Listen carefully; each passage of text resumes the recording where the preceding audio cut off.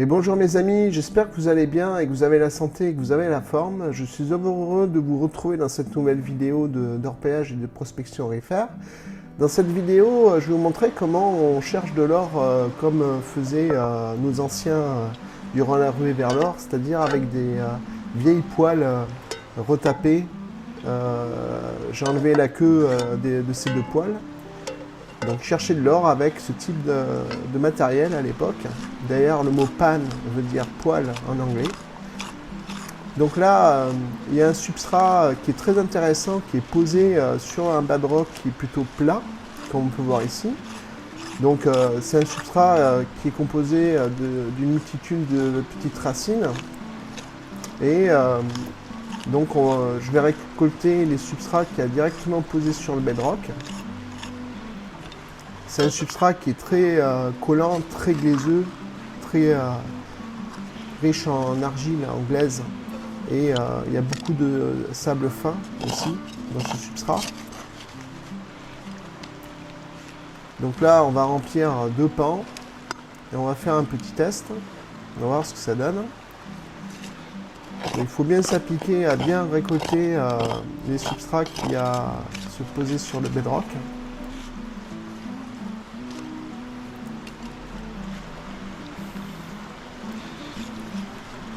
Donc ce type de placé est très intéressant parce qu'il peut donner des bons résultats.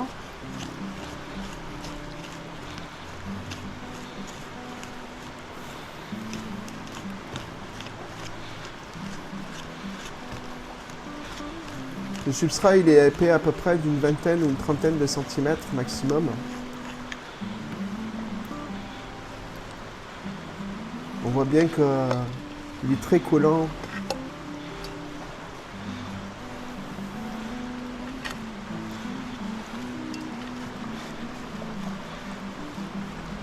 Voilà, on voit bien que c'est très gluant, très collant, très glaiseux. Il est composé à 80% de glaise concrètement. Et il y a dedans des sables noirs, des graviers aussi. Et en fait, c'est comme si c'était une sorte de moquette de rampe ou de Suisse naturelle. Comme dans les rampes de lavage, même principe. Les crues vont accumuler les particules lourdes au sein des racines et des mousses. Et donc là, on a un substrat qui est riche en sable noir. On va pouvoir le voir. Ensuite, là, donc, on va procéder au premier lavage au pan. La première étape importante, c'est le débourbage. Il faut bien débourber avec la main en malaxant le substrat dans l'eau. Il faut beaucoup d'eau pour briser les glaises et briser les argiles. Et pour libérer les particules lourdes, les sables et les particules d'or aussi. Donc c'est une étape qui est très importante, le débourbage, et il faut bien prendre son temps. On voit bien que ça libère du limon,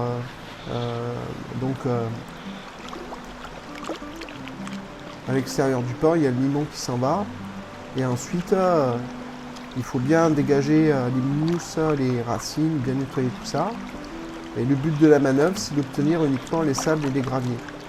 Et au fur et à mesure de l'opération, l'eau va devenir de moins en moins trouble. Donc si à la fin de l'opération, vous avez une eau qui est claire, ça veut dire qu'il n'y a plus de glaise ni d'argile et que vous avez bien procédé au lavage. On voit bien par le résultat le ratio entre la quantité de glaise et d'argile et la quantité de sable. Et là, on va avoir au final uniquement les particules les plus lourdes dans les concentrés de sable noir.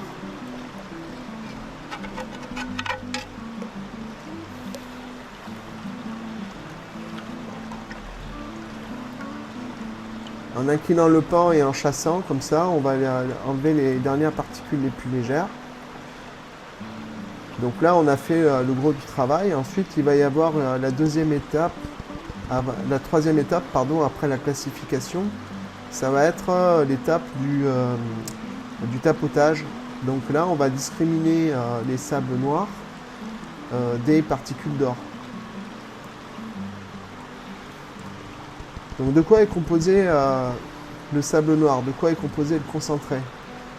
Dans le concentré, on va avoir beaucoup de particules métalliques, par exemple des hématites, des oxydes de fer, On va trouver aussi de la magnétite, on va trouver des grenats, on va trouver aussi du plomb de pêche, et aussi des sulfures minéralisés, par exemple de la pyrite, de la blinde, de la galène, beaucoup de sulfures.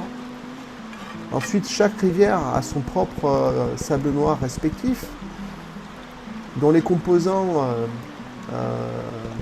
correspondent un peu à l'équivalent de nos empreintes digitales. Chaque rivière a son sable noir, et ce sable noir varie d'une rivière à l'autre. Et les bons prospecteurs, ils arrivent même à savoir, rien qu'en voyant le sable noir, d'où peut provenir le substrat qui a été lavé en fait. Là, on voit un petit plomb de pêche blanc là, qui migre vers le bas. En général, quand on trouve du plomb de pêche, c'est très bon signe. On est sûr de trouver presque systématiquement à 90% des particules d'or. Donc c'est un très bon indicateur. On voit aussi qu'il y a des hématites au fond du pan. Donc c'est un très beau sable noir qui est très fin, très dense, très minéralisé, très sulfuré.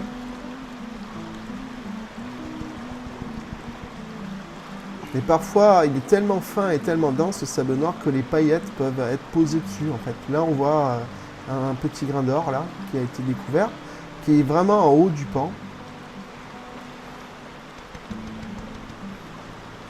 Alors la surface granuleuse du pan, de la poêle, est très intéressante parce que comme il y a des aspérités, ça va permettre de piéger et de maintenir les particules lourdes et l'or. Donc l'or, il n'aura pas tendance à bouger au final.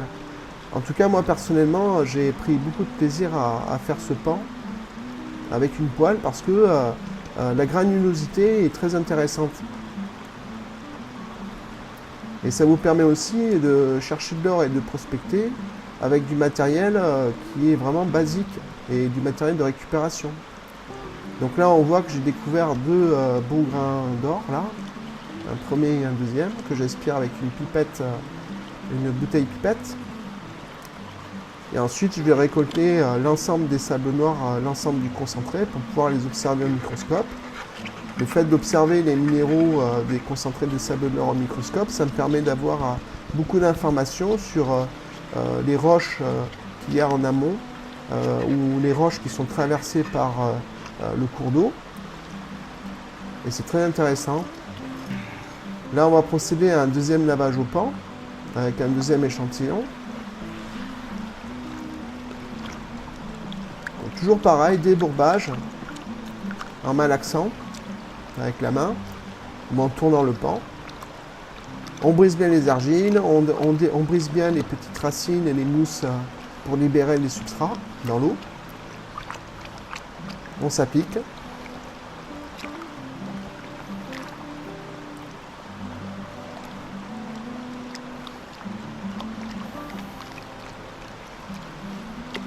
Là, je tourne. Donc là, non seulement ça débourbe aussi, mais en même temps, la classification commence. Donc la deuxième étape, la classification, ça correspond à l'idée de faire migrer les particules les plus lourdes au fond du pan, donc vers le bas. Hein. Et le léger, il reste au-dessus.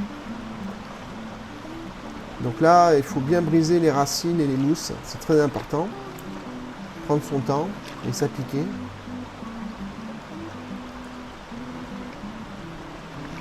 Là, mouvement de rotation horaire et anti-horaire. Donc la classification des particules lourdes continue. Les particules lourdes vont au fond du pan. Et ensuite, en inclinant le pan, on fait chasser l'eau avec les particules les plus légères. Donc il y a le mouvement horaire et anti-horaire. Et il y a aussi des mouvements avant à arrière et latéraux gauche et droite. Donc on voit bien les mouvements qu'il faut faire. On fait ça plusieurs fois. Donc là, les particules lourdes vont au fond, ça classifie. Ensuite, on chasse en inclinant le pan de cette manière. Et on enlève les particules les plus légères. Et là, petit à petit, en répétant les gestes, on va obtenir les concentrés de sable noir et les particules les plus lourdes qu'il y avait dans le substrat aurifère qui a été prélevé.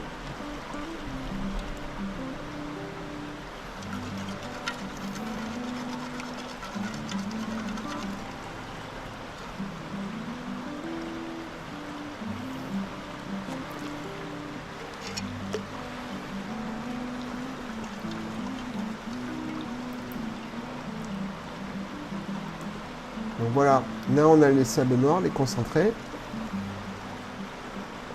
Donc première étape, débourbage, deuxième étape, classification, et troisième étape maintenant, c'est le tapotage. Donc c'est discriminer les dernières particules légères qu'il y a dans les concentrés de sable noir, et ensuite discriminer les sables noirs avec les grains et les paillettes d'or. Donc c'est l'étape qui est sans doute la plus délicate. On voit que c'est un très beau concentré de sable noir, de très bonne qualité. Donc tapotage, et ensuite mouvement de va-et-vient d'eau, donc j'appelle ça le mouvement de tsunami. Tapotage, tsunami. En haut, il restera le lourd, et les particules légères vont être emportées par le tsunami vers le bas du pan. On voit un petit point blanc là à gauche. Alors là, on voit un petit point à gauche. C'est en fait un grain de plomb, concrètement. Donc il faut prendre son temps, faire ça tranquillement, et petit à petit, les grains et les paillettes d'or vont apparaître dans la partie supérieure du pan.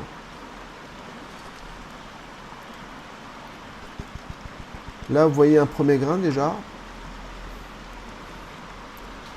qui est vraiment posé en haut du pan. Et de par la granulosité de la poêle, de la texture métallique de la poêle, en fait, le grain il ne bougera pas, hein. Il reste très stable.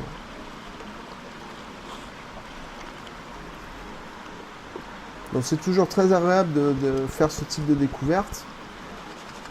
C'est toujours agréable de trouver des grains et des paillettes d'or, les amis, vous vous en doutez. Là, on a un deuxième grain ici qui apparaît. Hop, on récupère ça avec la bouteille pipette. Voilà.